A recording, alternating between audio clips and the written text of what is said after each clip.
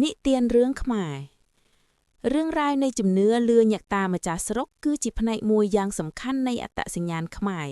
ขังกรอมนี้คือใส่เรื่องนิเตียนแบบจุ่มเนื้อได้ฉลบังจังปีกากาเปียพุ่มเทียนตั้งปีเจียง70 ชนามนระโหดหมอกดอยปัจจุบันเรื่องบ้ารมัยหลกแต้มาจากสรกการปีอมลงตุสวรรษชนามวยปอน950เนื้อผู้มวยได้สรยาลได้สมบูรณ์ตัวได้เปรกระเมียนตำนาลทาเมียนลูกตามาจากสรกมเนกได้เนภูมิกรบโบเจียอย่างคลังรูปสำนักระบกอดเทือปิดหมอพนุมตั้งเนื้อกรอมดามเจริญทมมวยเนื้อเจาะจูลภูมิลูกตาได้เนภูมิกรบโบเจียนเนาะเมียนชัวทาเมตอบเมียโลกือจีอไตตะเนจำบังได้ปุกกายคางมนอากมนึ่งวิเจียได้ขนงสมัยนุเมียนการเรียตบาดปีกรมเจ้าเปรสหาวได้โจจัดพลอนสำหรับหนึ่งดุดภูมิขนงสมรภูมิจงกรอยเมตตัวเมียบานกาปีเจาะโจลภูมิแต่มันเองตุบโตลหนึ่งเจ้ารอบซับเนี่ยตัวใบเจโลกเตอระบวจิตตุงงนปันใต้โลกมันโปรมดัวลายโลกบ้านโบเจียจีวัดแต่งช่อตุบเจาะภูมิระโหดดอดังห้ามจงกรอยมุนหนึ่งสลับโลกบ้านสัจจาไทย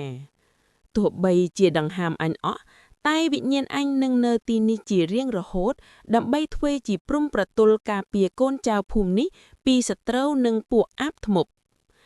ดับใบรำลึกกุลดอโลกเนภูมิเกาะบานสร้างซองอาสรัมหนึ่งรูปสำนักระบกอดตั้งเนื้อกรามดามเจริญทมมวยในเจาะโจลภูมิหนึ่งกรบโบเจียระโหดหมอกจ้าจำนวนนู่เรียบรอบแท่ตรวจใบจิสรุปภูมิจิตคางจวบกลัวจารกรรมหรือจมงือฉลองสัตว์ปีหะเหนืออย่างน่าก็ได้ก็ภูมิได้เมียนบารมัยหลกตานิกาเปียแต่งแต่เมียนสิกได้ซกเจเน็ตทลบเมียนกรมเจ้าได้บ่มรองหมอกพลอนตายโจภูมิเหมือนกายปรูปววีเคยเหมือนนุบเมียดทุมกันดาวดาละบาดจุ่มวิงภูมิเหนือเปียยบทั่วเอ้ยปูแกภัยคล้ายรุดเจนอ่อรอดไปกรุกายจิตหมอกดอลเนี่ยภูมิหนึ่งลือโซจูงหรือสำลีไสรปรับปิดตึกคางอัสรอมหลกตาเปียยุบสงัดเจียสัญญาขนงอำลงตุสวรรษนำ70ได้เจียสมัยสังครีมซีเวลหนึ่งระบบขมากระหมตัวใบเจียจุ่มเนื้อศาสนาเตรบานเกแฮมควัดปันไตเนี่ยภูมินาลุแต่ลวดบงซวงขนงจัดเมียนเรืองเอาจากอดล้านกรอบใบทะเลใบเจียเหมือนประตูเมียนกาตำนาลทากรอบใบเด็ดทะเลจอมกันดาลภูมิใบเจียเหมือนประตูหรือทะเลเตอขนงบังชง่ายปิบแต่เนี่ยภูมิเตวิน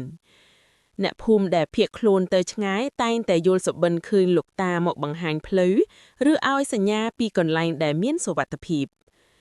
ในเวลียมวยจียบแขกดัดไตเมฆขมายงงดด้วยตึกขมายในภูมิสงัดจุงุ้มได้เมียนอายุกาลเจียง70 ชนะหมอกหาย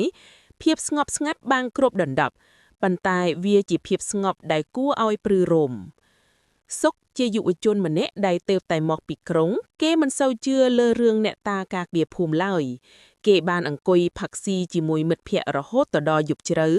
มึดเพียมันเนะบานเปลื้อนทแมนทาซกกมดาวเจงไกรระบงภูมิยุบนี้ไอ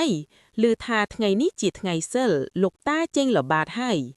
ซกซอยจำเอารุ่ยดาแต่เตี้ยเตียงเหมือนตั้งเพลอตามเพลดากระบายอัสรัมหลกตาได้เมียนดำเจริญทมดบกรบปีเหลือสุกเมียนอารัมทาโดยเมียนพเนกรอบรอยกู้กำปุงสำลังเมือเก้จีเรียงรมเปกเนาะจอนตระเจแสบมวยบานบอกหมอปะจอมกันจริงก่อสุกบานเหยียกร้อยสรับแต่เคินสระเมาขมายทมขปวดสระละเจียงดำตนอดพองกำปุงดาวยืดปีกรอยเกเจืองระบะปุเกมันปะไดเต้หายขนังใดมันเนะสุดไตเมียนดาวทุ่มแวงพลื้อโรเลียงสุกไพยอเจืองทะเลทลามต่อบาดเจืองเกคำรุดใต้รถมันเต้านาชงายซอโดยเจเมียนจุมเจียงอรูปียะนายเมื่อมันเคยบางเพลเกจินิกเพลียมนุสำเร็งกระหึ่มมวยบานบันลือเจนปีเดิมเจริธาใจเมิกปีหน้ายุบปลบมันได้ป้วนบาเจนพอดปีระบองเซอร์นี้อาปวกขมอยเปรย์เนื้อขางไกรหนึ่งซี่ใส่แองเหมือนข้านสุกสำลังเตยขางไกรระบองภูมิเก้คืนสุดแต่พเนกระโฮมชายรอบร้อยกำปงช่อจำตรับบะเกในตามเจียเปรย์ปวกวิหะด้วยจีคล้ายเหมือนเฮียนโจยขนังภูมิปรวเมียนรุกเรียงขมาวทมแต่งนุช่อยามอย่างเรื่องหม่อมสุกภัยกันแต่ครั้งแก้คอมรถเตียงเบดงสตือแก่ง ขณะពេលដែលសុកកំពុងរត់ទាំងត្រដរខ្យល់ស្រាប់តែជើងទាំងពីររបស់គេជាប់គាំងដោយគេចាក់ស៊ីម៉ង់ខ្យល់ដែលធ្លាប់តែបក់ខ្លាំងក៏ប្រែជាស្ងាត់ឆ្ងឹងសូម្បីតែសំឡេងសត្វល្អិតក៏លែងឮនៅពីមុខសុកប្រហែលជា5ជំហានស្រមោលខ្មៅខ្ពស់ស្រឡះនោះបានប្រែរូបរាងជាបុរសចំណាស់ភ្នែកឡើងក្រហមដូចរងើភ្លើងស្លៀកសំពត់ចងកបិនពណ៌ក្រហមចាស់និងកាន់ដាវធំមួយដែលចេះក្លិនឆ្អាបឈាមសំឡេងគ្រឹះអឿនចេញពីក្នុងបំពង់កដោយសំឡេងផ្គរលុនតិចចៅឯងចង់ទៅណាសុកញ័រមាត់និយាយសឹងមិនចេញលោកតាខ្ញុំគ្រាន់តែចង់ត្រឡប់ទៅផ្ទះសូមលោកតាអត់ទោសឲ្យខ្ញុំផងលោកតាដើរចូលមកជិតយឺតឮតែសំឡេងដើរអូលើដីក្រឹតផ្ទះឯងនៅទិសខាងនោះតែឯងបែរជាដើរមកទិសខាងនេះឯងដឹងទេថាបើឯងដើរតែ3ជំហានទៀតឯងនឹងហួសខ្សែសើដែលឯងចងការពារភូមិហើយសុកភ័យពេកក៏ស្រែកសួរទាំងបាត់បង់ម្ចាស់ការចុះបើខ្ញុំដើរចេញទៅតើមានរឿងអីកើតឡើងលោកតាបញ្ចេញសំណើចសើចបែបស្ងួតឮហើយព្រឺឈឹងខ្នងមើលទៅខាងក្រោយឯងទៅពួកវាអត់បាយមក70ឆ្នាំហើយចាំតែអ្នកដែលមិនស្គាល់ទិសតំបន់ដូចឯងចេញទៅប៉ុណ្ណោះបើឯងមិនទាញជើងឯងទុកកុំអីពេលនេះពួកវាខ្វេះយកថ្លាមឯងស៊ីបាត់ទៅហើយសុកសម្លឹងទៅតាមចន្លោះមែកឈើឃើញដៃវែងស្គមស្កាងជាច្រើនកំពុងលូកចេញពីក្នុងព្រៃខ្មៅងងឹតព្យាយាមចាប់អូសជើងគេតែត្រីពន្លឺពណ៌សស្ទឹងដៃជាខ្សែសិលរុញច្រានចេញអស់លោកតាសម្លឹងចំភ្នែកសុករហូតដល់សុកមានអារម្មណ៍ថាខ្លួនឡើងត្រជាក់ដូចទឹកកកអ្នកភូមិឯងលែងស្គាល់អញមែនទេពួកឯងអានមានភ្លើងអគ្គិសនីអាងមានគ្រឿងจักររួចក៏ភ្លេចអ្នកដែលធ្លាប់ហូរឈាមការពារដីភូមិម្នាក់នេះចោលមែនចាំទុកបើគ្មានអញភូមិនេះនឹងក្លាយជាវាលខ្មោចក្នុងពេលតែមួយយប់សុកលើកដៃសំពះទាំងទឹកមាសលោកតាខ្ញុំដឹងខុសហើយខ្ញុំនឹងប្រាប់អ្នកភូមិឲ្យមកកែលម្អអាស្រមលោកតាឡើងវិញសូមលោកតាលើកលែងទោសឲ្យខ្ញុំផងលោកតាញញឹមយ៉ាងអត្ថាកំបាំងរួចលើកដាវចង្អុលសុកទៅវិញចុះតែចាំទុករាល់ពាក្យសន្យាដែលពោលនៅចំពោះមុខអញបើធ្វើមិនបានជីវិតឯងនឹងត្រូវសងចំនួនគ្រាន់តែលោកតាក្រវាសដៃមួយខាងសុកក៏មានអារម្មណ៍ថាដូចត្រូវកម្លាំងខ្យល់បោកយ៉ាងខ្លាំងរហូតសន្លប់បាត់ស្មារតីលុះព្រឹកឡើងទើបអ្នកភូមិឃើញគេដេកផ្ងានៅមុខអាស្រមដោយមានស្លាកស្មានម្រាមដៃ5ខ្មៃឆ្អាំជាប់នឹងស្មារបស់គេបន្ទាប់ពីសុកបានធូរស្បើយពីការភ័យខ្លាចគេក៏ចាប់ផ្ដើមភ្លេចពាក្យសន្យាដោយសារតែភាពមមាញឹកនិងការលោភលន់សុកមិនបានកែលម្អអាស្រមតាមសម្ដីខ្លួនឡើយសូម្បីតែធូបមួយស្រសៃក៏គេមិនទៅអួតដែរហេតុការណ៍ចម្លែកក៏ចាប់ផ្ដើមកើតឡើងចំពោះសុកយប់ទី